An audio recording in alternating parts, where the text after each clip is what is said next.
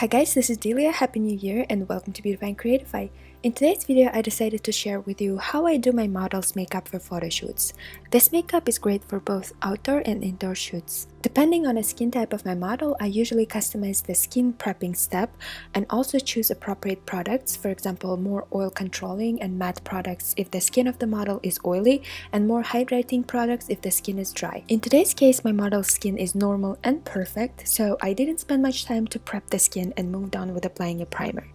I chose Benefit Professional Primer and concentrated the product on the center of the face while distributing the excess all over the face. I use my fingers to apply the primer since that way I can feel the product distribution on the face, and of course, clean hands and tools are a must when you're a makeup artist.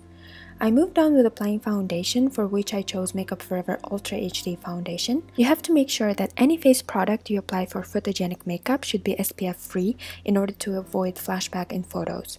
Also, depending on the outfit, don't forget to make sure that model's neck and neckline matches her face by bringing down the foundation towards the neck. Once the foundation is on, next step is adding extra coverage on the areas where needed and highlighting the features that we want to bring forward. I used Urban Decay's Naked Skin concealer to do so and added it under the eyes, around the mouth, and on the center of the face. I blended out everything with a sponge that I used to apply the foundation. To sculpt the face, I used dark shade from Motif's Correction Quad and added it around the perimeter of the face and under the cheekbones. In order for contour to be well visible in the photos, applying dark cream contour is necessary since with just powder contour, camera's flash might wash it away and the face sculpting won't be as visible. Now let's set the highlighted areas using Laura Mercier translucent powder and leave it on to bake. I usually do brows before the eyes, so I moved on with Benefit Ka-Brow Brow Gel to fill in the brows. After that, I used Highbrow Highlighting Pencil to carve out the arch of the brow and blend it out to create clean brow shape. Finally, set everything in place with brow gel. I used Benefit Gimme Brow.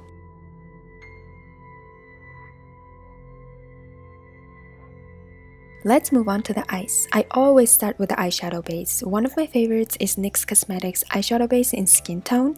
For this eye look, I chose Jouer Cosmetics Springtime in Paris eyeshadow palette, and using the lightest matte shade from the palette, I set the brow bone and applied the remaining of the shadow all over the lid to set the eyeshadow base. Next, using the light brown shade, I defined the crease location and applied it as a transition color along the crease. We had a lot of purples and mauve shades in outfits for our photo shoot, so the main lid color was this beautiful purple shade from the palette. I applied it all over the mobile lid. To add depth to the look, using dark navy shade from the same palette, I added it on the outer corner of the lid and blended everything together. To balance out bright eye look, always remember to add some color to the lower lash line as well. I added navy to the outer half of the lower lash line and blended it with transition shade that we use for crease.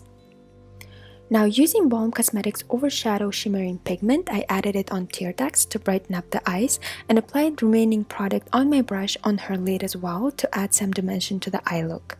Using Tarte Cosmetics Gel Liner, I applied winged eyeliner. Due to space constraint in filming, I apologize if some angles are not visible and some parts are a little blurry. I like to add slight smoked out effect to the wings, so I blended out the outer wing with a navy eyeshadow from the palette. Apply false lashes and mascara to finish up the eye look, and you're done with eye makeup. Next step is dusting off all the excess amount of translucent powder from the face and setting contoured areas. I used Pure Cosmetics Contour Diaries palette, and using the mix of top two right shades, I contoured the face and the nose. I don't like to use creams for nose contour, and I usually do it with just powders in order for it to look as natural as possible. When contouring the nose, after applying the dark shadow on the sides of the nose, I go over it with a lighter shadow and blend it out so there are no harsh lines on the nose. For the blush, I added very small amount of NYX Cosmetics blush since the eye color for this look is very bold. I also added subtle highlight to the high points of the face using Burberry Beauty Highlighter. Now, using the mix of shades from Pixie Beauty and Judy's It's Lip Time palette, I applied it on my model's lips. I don't remember which colors I mixed together, I just tried to create warmer nude shade. Finally, just set everything with setting spray and the makeup is done. Hope this tutorial is helpful for you guys. Please let me know what you'd like to learn more about on my channel.